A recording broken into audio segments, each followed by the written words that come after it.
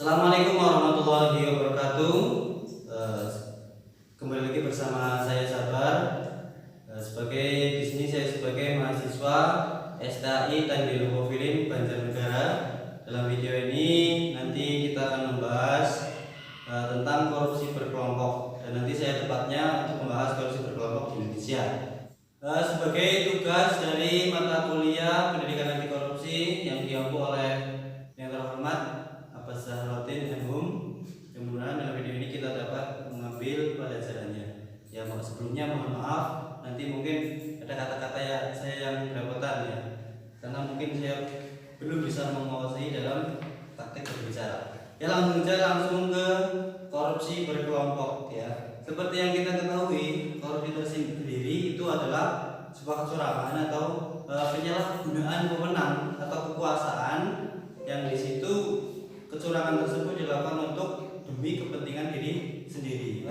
Korupsi berkelompok yang pastinya korupsi berkelompok berarti korupsi yang dilakukan secara berkelompok, dan di sini saya berpendapat bahwasanya korupsi berkelompok itu ternyata dilakukan secara terencana ya.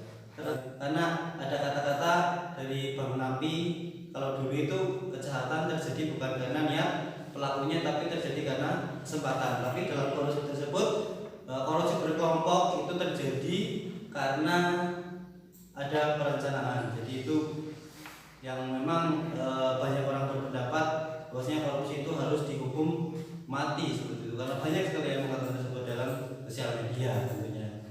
Banyak yang mengatakan pidana korupsi harus dihukum mati karena merugikan negara, dan tentu saja ya, keuangan negara tersebut yang tadinya mungkin harusnya digunakan sesuai dengan alurnya atau yang nantinya bisa meningkatkan perekonomian masyarakat atau dapat menyelesaikan permasalahan negara, ternyata malah disalahgunakan oleh pihak-pihak tertentu tersebut.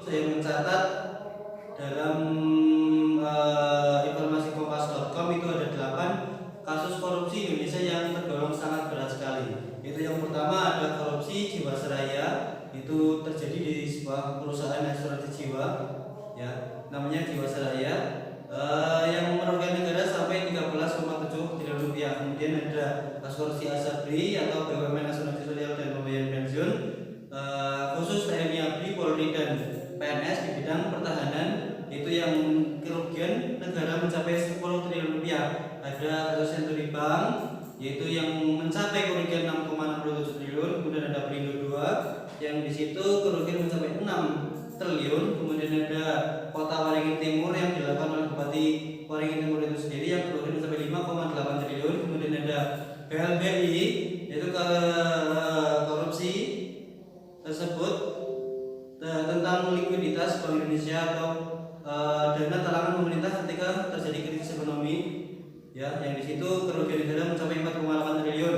Kemudian ada korupsi Hambalang, yaitu sebuah proyek pusat pendidikan olahraga yang kerugiannya mencapai 140 sekian miliar ya. Kemudian juga yang terakhir saya katakan ada kasus EKTP yang kerugiannya mencapai 2,3 triliun. Yang terakhir proses EKTP, yaitu yang kasusnya itu sampai berlarut-larut sampai panjang sampai untuk menemukan pelakunya tersebut ya. Yang kita ketahui itu yang terjadi mungkin dari 2006, di sini saya catatkan itu terjadi dari 2006, terus kemudian penyidikan mulai dari 2014 dan selesai penyidikan sampai diputuskan tersangka dan hukumannya itu pada tahun 2018. Sangat banyak sekali, selama 4 tahun seperti itu. Kemudian mungkin seperti itu yang dapat saya gambarkan tentang korupsi berkelompok. Intinya korupsi berkelompok adalah korupsi yang terjadi secara terencana, yang pastinya oleh sebuah kelompok tersebut. Dan kita sebagai generasi, marilah kita membuat sebuah gerakan terobosan untuk membuat generasi-generasi kita yang lain, adik-adik kita, menjadi generasi anti korupsi, atau jangan sampai melakukan tindakan atau perilaku korupsi ya, karena banyak sekali tindakan korupsi yang biasanya itu terjadi namun kita tidak terasa melaksanakan yang namanya korupsi, karena itu mungkin dianggap sepele seperti itu. Contohnya seperti ini. Misalkan suatu hari saya memerintahkan kepada Andi Hermawan itu untuk membeli sebuah ya, untuk membeli rames seperti itu. Saya memerintahkan Andi membeli rames 3, kemudian saya beri uang 50.000 ya.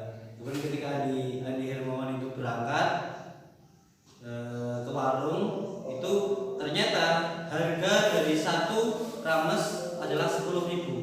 Nah, ketika sudah dibungkus dan dibawa pulang, ternyata si Andi Hermawan itu mengatakan kepada saya bahwasanya harga satu rames itu 13.000. Maka 13.000 kali 3 menjadi 36.000, dan yang 6.000 adalah termasuk itu adalah korupsi dan kembaliannya tetap 14.000. Dan itu sudah melakukan perilaku korupsi dan itu harus dihindari mulai dari sekarang, dan kita harus menerapkan itu agar kita nantinya tidak menjadi pelaku korupsi ya.